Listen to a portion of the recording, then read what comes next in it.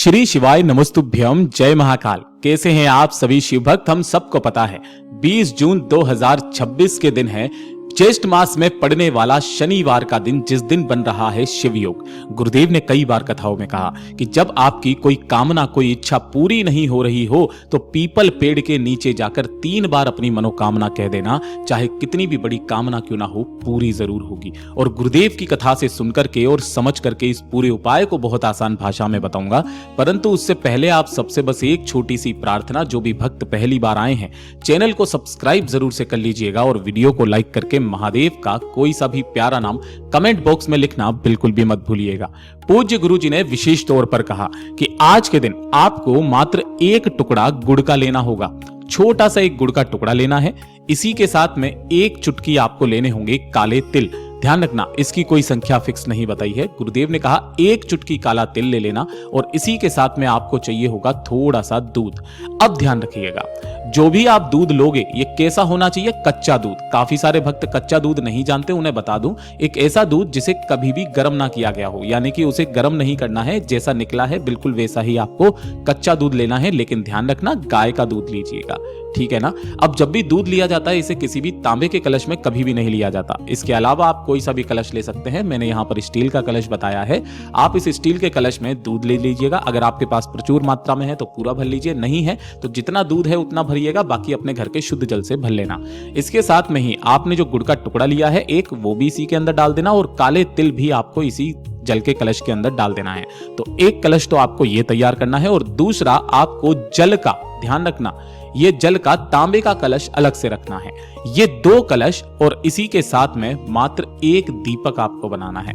ध्यान रहे, इस वाले उपाय में आपको मिट्टी का दीपक भूल करके भी काम में नहीं लेना है। गुरुदेव ने कहा आपको इस तरीके से अपने घर में रखे हुए गेहूं के आटे का ही एक दीपक बनाना है। इसके अंदर आपको लगानी है गोल बाती और इसके अंदर आपको भरना होगा घी, ठीक है। इन सभी को लेकर आपके घर के आसपास जो भी पीपल का पेड़ है उसी पीपल पेड़ के पास में जाना है। सुबह शाम, दिन में, रात्रि में, किसी भी समय पर। रात्रि को और शाम को थोड़ा सा अवॉइड कीजिएगा। सबसे पहले आपने जो एक दीपक लिया है यहां आकर के पिपलेश्वर महादेव का नाम लेकर के इसे प्रज्वलित कर देना है, जला देना है, ठीक है ना। ध्यान रखना, पिपलेश्वर महादेव का नाम लेकर शनिवार के दिन यहां पहुंच करके सबसे पहले आपको दीपक लगाने के पश्चात जो आपने दूध वाला कलश लिया है उस दूध वाले कलश को अपने दोनों हाथों में लेना, अपना नाम और गोत्र बोल करके पिपलेश्वर महादेव का ध्यान करते हुए पीपल पेड़ की जड़ों में इसे समर्पित कर देना। संपूर्ण दूध को समर्पित कर देने के पश्चात जल का कलश भी आपको उसी जगह पर समर्पित कर देना है। अब उपाय की शुरुआत होती है। यहां पर जैसे ही आप इन दोनों को समर्पित कर दोगे आपको इस पेड़ की 7 परिक्रमा करनी है। 7 परिक्रमा जब आप करेंगे तब आपको अपनी मनोकामना, अपनी इच्छा मन में कहते हुए पिपलेश्वर महादेव का ध्यान करते हुए आपको 7 परिक्रमाएं पूरी कर लेनी है।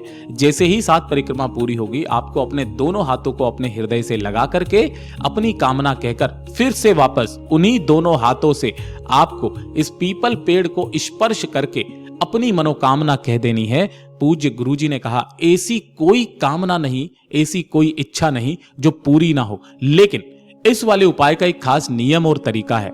जब भी आप इस उपाय को करेंगे सच्चे मन से तो करेंगे ही करेंगे, उससे पहले आपको एक काम जरूर करना है। शिवलिंग पर 1 लोटा शुद्ध जल, ध्यान रखना, 1 लोटा शुद्ध जल आपको पहले शिवलिंग पर जल समर्पित करके और फिर उसके पश्चात आपको इस उपाय को करने आना है। एक और विशेष ध्यान, अगर आप शिवलिंग पर जल चढ़ाने के लिए शिवालय नहीं जा सकते तो आपके घर में जो शिवलिंग विराजित है आप उस शिवलिंग पर भी 1 लोटा शुद्ध जल चढ़ाने के पश्चात ही इस वाले उपाय को कीजिएगा। निश्चित ही आपकी वो कामना पूरी होगी। गुरुदेव का बहुत अद्भुत और अचूक उपाय है, जरूर कीजिएगा। वीडियो पसंद आए तो लाइक करना, चैनल को सब्सक्राइब जरूर कीजिएगा।